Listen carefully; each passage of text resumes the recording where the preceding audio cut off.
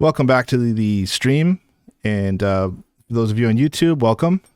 Tonight, our special guest is Doug Greene, author of The Dialectics of Saturn, Anti-Communism, Marxism, and the Fate of the Soviet Union is your most recent book.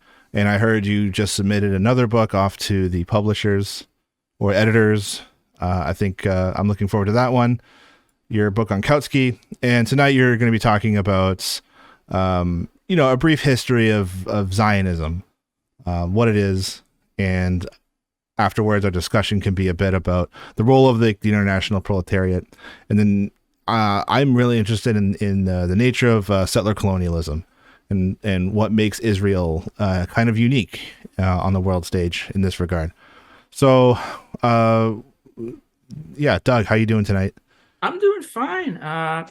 Happy to be here. Happy to present on this topic, which is timely, obviously. So I guess I can just get started. Yeah, go right ahead. All right. So I guess since we're a small crowd here, it's important to just get some cards on the table about, biases and whatnot. I do come from a Jewish background. I do not practice. I consider myself an atheist. And whatever views you hear are just my own. They reflect no organization or no one else but me. And I think the biggest thing also when we talk about the Middle East and Palestine, Israel, is probably the most common refrain you hear is that, from people who really don't know much about it is, well, the people there, they've just been killing each other for thousands of years. And it takes like 5 minutes to kind of reading the history to realize that's not the case. People in that region have lived in relative harmony for thousands of years, actually. And if we were to look at the roots of what's going on there, I think we have to identify it as Zionism. And Zionism, for those who don't know, is a movement for the establishment of a Jewish state in what is now Israel, Palestine. And there have been religious Zionist movements going back to the early part of the 19th century. But when we talk about Zionism, we're mostly talking about the modern political and actually secular version that was founded by Theodor Herzl in 1894. Now, Herzl was a journalist. I believe he was from Austria-Hungary. And he really wasn't interested in Jewish affairs too much until the Dreyfus Affair in France with this wave of anti-Semitism and also the pogroms in Tsarist Russia. And this led him to see that Zionism, this idea of establishing a Jewish nation, would be a solution to anti-Semitism. And the Zionist movement has many different wings to it. There's the labor Zionists, the quote-unquote left Zionists. I should add, just so I don't always have to do this, left is always in quotation marks whenever you talk about left Zionists, so just so you know. There's religious and revisionist Zionists, and they have their differences in rhetoric and tactics, but they're all united to various degrees on fighting for a settler colonial project to displace Palestinians. It should be noted that there was in the early days of Zionism some back and forth about whether they were going to settle in Palestine, in Uganda, or even South America, but they eventually decided on Palestine. And Herzl and other Zionist leaders, they actually went to various imperial figures in Germany, Britain, and elsewhere because they wanted a patron from an imperial power for their project. Herzl said in his 1896 book that we should therefore form a portion of a rampart of Europe against Asia, an outpost of civilization as opposed to barbarism. So it was very much seen by Herzl as a colonial project from the very beginning. And there's something that you kind of hear from, I think, very liberal and ignorant people about the whole conflict is they say, well, the settlers there, they didn't think anyone was living there. In fact, there was a Zionist slogan that says, a land without people for a people without land. Now, the truth is the leading Zionists all knew there were people there. And some of the settlers may not have, but pretty much everyone kind of figured out that there was a populace there. And so they kind of understood this. And there's this quote from a historian named Zachary Lockman, and he kind of explains the meaning of this quote, because the quote is actually not as foolish as it sounds from a Zionist perspective. And Lockman says, It was not so much that Palestine was deemed to be literally empty, though some Zionists may initially have imagined this to be the case. It was that the Arabs, who were the majority of the population, did not constitute a distinct people with a legitimate claim to the land, whereas the Jews did. The land lacked not people in the sense of inhabitants, but a people, a nation organically linked to this particular territory, that is, the Jewish people. It was this lack which Zionism saw itself as remedying by returning the Jews to this land. The land would be restored to its rightful owners. So yeah, the Palestinians lived there, the Arabs lived there, but for the Zionists, it wasn't in their blood. It wasn't in their soul and their essence. And if that sounds like mystical blood and soil nationalism, that's because it is exactly that. And sometimes the Zionists would say that colonization and settlement would benefit the locals. And this, again, this is like a lot of just PR, depending on who they're talking to. But mostly they want to drive them out. And Herzl said in 1895, and I quote, "We shall try to spirit the penniless population across the border by procuring employment for it in the transit countries while denying it any employment in our own country. Expropriation and the removal of the poor must be carried out discreetly and circumspectly." And in 1940, Joseph Wetz, the director of the Jewish National Land Fund, which was tasked with acquiring land for settlement in Palestine, wrote in his diary, and I quote, "There is no way besides transferring the Arabs from here to the neighboring countries, to transfer them all except maybe for Bethlehem, Nazareth, and Old Jerusalem. We must not leave a single village, not a single tribe. And only with such a transfer will the country be able to absorb millions of our brothers, and the Jewish question shall be solved once and for all. There is no other way out." So there's differences about within the Zionist movement about how they would do this, how much of the region that they would take initially, but all of them were essentially united as a long-term goal over the dispossession of the Palestinian population. And the Zionists expected to fight the Arabs. So David Ben-Gurion, who is one of the founders of what is labor Zionism, he was the first prime minister of Israel, and he says this in 1919, "Everybody sees a difficulty in the question of relations between Arabs and Jews, but not everybody sees that there is no solution to this question. No solution. There's a gulf and nothing can bridge it." And he said also that he recognized that Arabs would resist their expulsion. "Were I an Arab, and an Arab with nationalist political consciousness, I would rise up against an immigration liable in the future to hand the country and all of its Palestinian inhabitants over to Jewish rule." And he saw no place for Palestinians in a future Jewish state, believing that they were incapable of developing the land. He thought that only Zionist settlers were fit to rule. And he says, "We did not recognize the right of Arabs to rule the country, since Palestine is still underdeveloped and awaits its builders." Now, it should be noted that Zionism is unlike other settler colonies, that it does not seek to exploit the labor of the indigenous population, but rather wants to exclude and, if necessary, eliminate them. And this is a crucial difference with apartheid South Africa, which wanted the Black population to be a permanent and super exploited underclass. And Hebrew labor was seen as essential to colonization and reclaiming the land. And Ben-Gurion, without Hebrew labor, there's no way to absorb the Jewish masses. Without Hebrew labor, there will be no Jewish economy. Without Hebrew labor, there will be no homeland. And anyone who does anything counter to the principle of Hebrew labor harms the most precious asset we have for fulfilling Zionism. And this meant that Jewish labor was to be utilized in this regard. We want, and Ben-Gurion again, if we want Hebrew redemption 100%, then we must have 100% Hebrew settlement, 100% Hebrew farm, and 100% Hebrew port. So pretty much that meant jobs were to be reserved for Zionist settlers, and Arabs were to be basically kicked out. And so the trade unions, the major ones, did not seek to organize all workers, Arabs and Jews, but saw themselves as instruments of colonization. Now, there was some kind of minority currents that tried to do that, but as long as they were tied to Zionism, they could never actually fulfill that. And in addition to the unions, you have something called the kibbutzim. I don't know how much the audience is familiar with them, and I remember being taught about them in school. They're basically these communal settlements. They didn't have private property. And I remember being told in school, this is like the purest example of communism that has ever existed in the world. And some of them, they would be friendly to the Soviet Union in the 30s and the 40s. They would even have banners like Workers of the World Unite on them. And I don't think any of them were allied with the Communist Party, but there was like pro-Soviet Zionist parties at various times.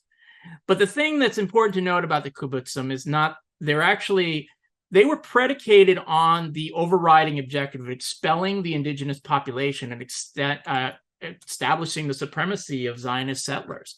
So a lot of kibbutzim would be settled in like strategic areas for later on. And in 1948, when you had the Nakba, a lot of kibbutzim essentially served as officers and shock troops in the IDF as part of ethnic cleansing. And even at another level, you can't actually be a Marxist or a socialist institution if you have Workers of the World Unite and you don't let Arabs join your kibbutz. So they're actually not socialist at all. They're just outposts for ethnic cleansing. And there are still kibbutz in Israel, but a lot of them have also dealt with privatization and whatnot. So they're not even like communal blood and settler, they don't have any like communal aspect really to them anymore. Obviously, exceptions to this among the population in Palestine. The major exception to this was the Communist Party during the Mandate period until 1948, which is obviously very shameful, but they did seek to organize Jewish and Arab workers. And it should be noted that the settlement did start initially under Ottoman rule in the 1890s, but it was really after World War I with the Balfour Declaration that happened in 1917, where the British promised a Jewish homeland in what was a mandatory Palestine. I can see it on the map. So yes, right there. Interestingly, that the Balfour Declaration was adopted or published, I should say, 5 days before the Russian Revolution. So I believe it was November 2nd of 1917. And it was also kind of like very anti-Semitic reasoning to get the Jews in Russia and elsewhere to like stay allied to the Allies at the time. And so you have that going on.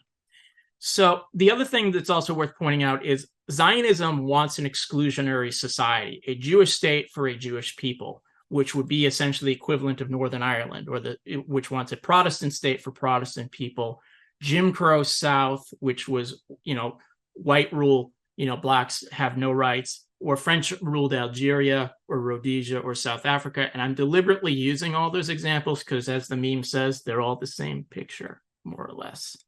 And it's very important to note that.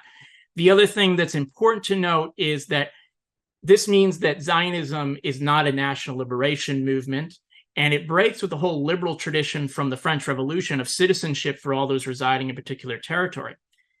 And as I've mentioned, the Zionist leaders didn't see colonization as a bad thing. And according to the Palestinian writer Edward Said, from the earliest phases of its modern evolution until it culminated in the creation of Israel, Zionism appealed to a European audience for whom the classification of overseas territories and natives into various uneven classes was canonical and natural. That is why, for example, every single state or movement in the formerly colonized territories of Africa and Asia today identifies with, fully supports, and understands the Palestinian struggle. In many instances, as I hope to show presently, there is an unmistakable coincidence between the experiences of Arab Palestinians at the hands of Zionism and the experiences of those black, yellow, and brown people who were described as inferior and subhuman by 19th century imperialists. So it's important to note that Zionism is actually not an answer to anti-Semitism, despite what its apologists say. And in fact, it actually agrees with a lot of the premises of anti-Semitism. And to just be very, very quick on this, anti-Semites essentially say Jews cannot be assimilated in society and they should leave. They can't get along with Gentiles, they got to get out. And there's various, obviously, gradations to that. And Zionists basically look at that and they say, you know what? We can't actually integrate, so we should leave. So they accept that Jews are a foreign element in society and they effectively give up on fighting anti-Semitism. And this is obviously a big difference with socialists and communists, who historically have fought anti-Semitism, and they've urged Jews to emigrate to Palestine. So it's actually, Zionism is not the opposite of anti-Semitism, but it's a mirror image. And they make anti-Semitism into a permanent feature of Gentiles. And the Belgian Trotskyist Abraham Leon actually wrote in his book on the Jewish question, all these idealistic conceptions of Zionism are naturally inseparable from the dogma of eternal anti-Semitism. As long as the Jews will live in the diaspora, they will be hated by the natives. This essential point of view of Zionism, its spinal column, so to speak, is naturally given different nuances by its various currents. Zionism transposes modern anti-Semitism to all of history. And that is, of course, ahistorical and wrong. And it effectively, solidarity is impossible. You can't have universalism or internationalism with Zionism. And this also means that the definition that Israel uses to determine who is Jewish bears similarity to the Third Reich's 1935 Nuremberg laws. And this isn't just me saying this. This is actually Chaim Cohen, a former judge of the Supreme Court of Israel, who says, the bitter irony of fate decreed that the same biological and racist argument extended by the Nazis and which inspired the inflammatory laws of Nuremberg serve as the basis for the official definition of Jewishness in the bosom of the state of Israel. And it's not only that Zionism accepts a lot of the premises of anti-Semites and refuses to fight them, but they've actually worked with them. So they worked hand in glove with anti-Semites. Herzl talked with the organizers of pogroms in Tsarist Russia. Revisionist Zionists actually talked with leaders like Ukrainian anti-Semites who massacred Jews during the Russian Civil War. And revisionist Zionists were friendly with Benito Mussolini and Joseph Pilsudski, the fascist leader of Poland. And during the 30s, Zionist organizations in the Third Reich tried to reach an agreement for the evacuation of Jews. And Zionists didn't rescue Jews from the Holocaust. That was more something like the Red Army. As Ben-Gurion noted after Kristallnacht in 1938, that he saw his priority not as rescuing Jews, but establishing a Zionist state in Palestine. And he said, if I knew that it would be possible to save all the children in Germany by bringing them over to England, or only half of them by transporting them to Israel, then I'd opt for the second alternative. And I'm not going to, obviously, there's a lot of history on this, and settlement kind of picked up in the 20s and 30s under the British. And the culmination is 1948, the partition of Palestine and the Nakba. There's a lot of great books on that. Very shamefully, the Soviet Union supported the Nakba, and so did the Palestinian Communist Party. In fact, their general secretary is one of the signatories of the Israeli Declaration of Independence. But long story short, there was a systematic dispossession and expulsion of upwards of 750,000 Palestinians to create the state of Israel. They went to Lebanon, Syria, Egypt, Jordan, and elsewhere as refugees. Many of them, taking their house keys with them, which is still a symbol of resistance and returning home. And about 20 years later, give or take, in 1967, Israel took over the West Bank and Gaza during the 1967 war, and that gave them essentially occupation over the whole of what was Mandate Palestine. They also took the Golan Heights from Syria. And inside the the 1967 borders of Israel, Israel wants to have something called a Jewish and democratic state, which is kind of a contradiction in terms. It's like having a white democratic state or what have you. So inside those borders, Palestinians, they receive less funding in terms of education, healthcare, and social services. Their wages are lower.